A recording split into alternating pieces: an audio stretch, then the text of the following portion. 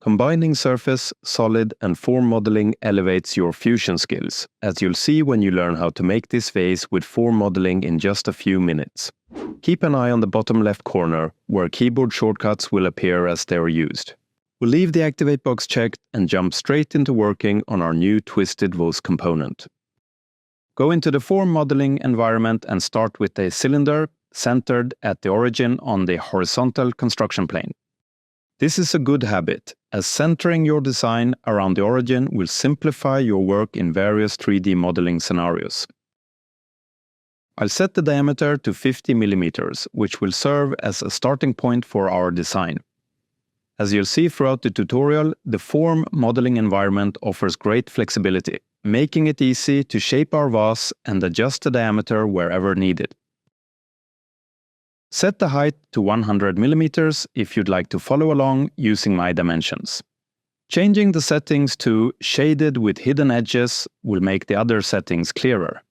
More height faces and symmetric faces provide greater flexibility, giving you more options for editing.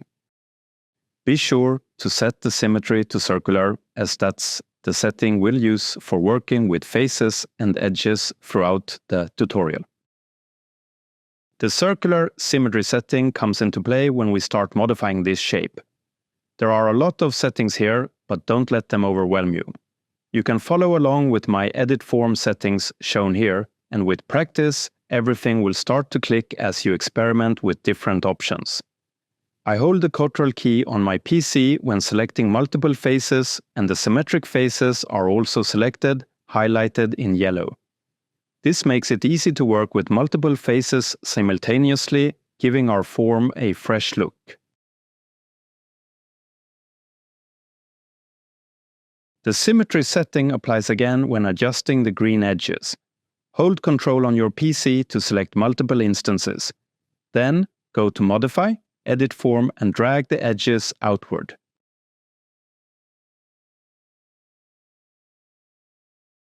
Modifying symmetrically saves time and improves precision, as clearly seen here when we adjust this model. We'll keep the same edit form settings as we start twisting the vase. At 1:33 in the tutorial, we saw the transform mode set to multi. The last demonstrations showed its versatility, allowing us to pull both the shape and the vase, and as seen here, rotate it. We're repeating the workflow multiple times, making one small change each time, selecting fewer height faces of the vase.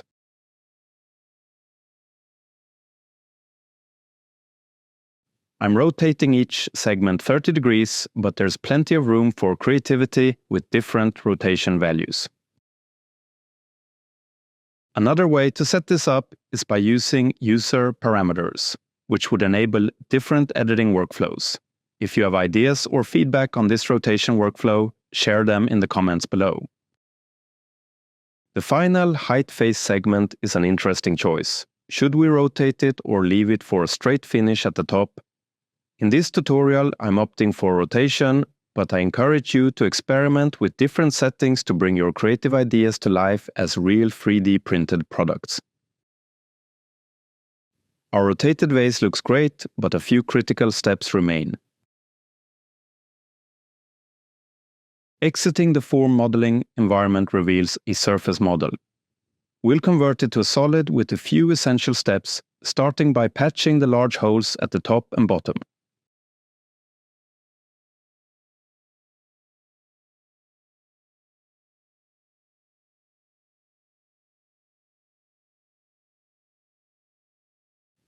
The last used command, repeat patch, is easily accessible from the right-click menu. A section analysis shows the vase is still hollow with infinitely thin sides.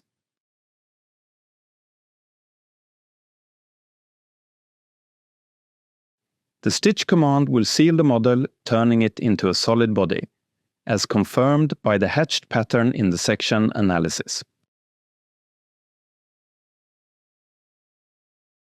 We're now back in the solid modeling environment, after starting in form modeling and passing through surface modeling.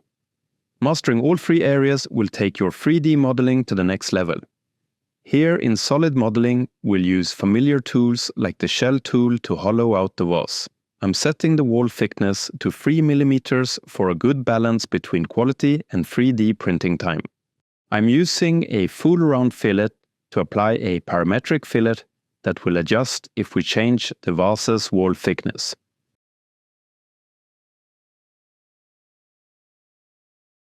As for the bottom, opinions may vary on whether to add a chamfer to a twisted vase like this.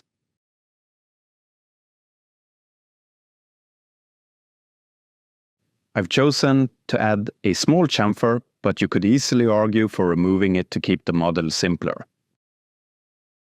Do a quick check from different angles using the view cube at regular intervals to make sure everything looks as expected. I'd love to hear your thoughts in the comments on the best color for 3D printing this vase. I'm adding a glossy finish here to reflect the edges on the curvy parts of the vase. You can turn off the hidden edges now, as we no longer need them for modeling, giving us a clearer view of the vase. Now's a great time to save your project if you haven't in a while, ensuring your latest changes are saved in the cloud before moving on to the final steps of this video. The rendering scene settings are easy to access via the right-click menu. A bright environment with slightly rotated lighting showcases the vase beautifully.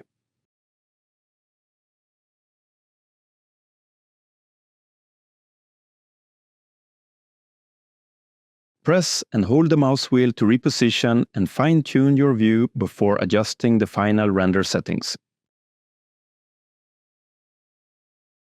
For cloud render settings, adjusting the width and height ratio before starting the render is a great way to tailor the output, especially if you're preparing it for a specific purpose like a website or a template with set dimensions.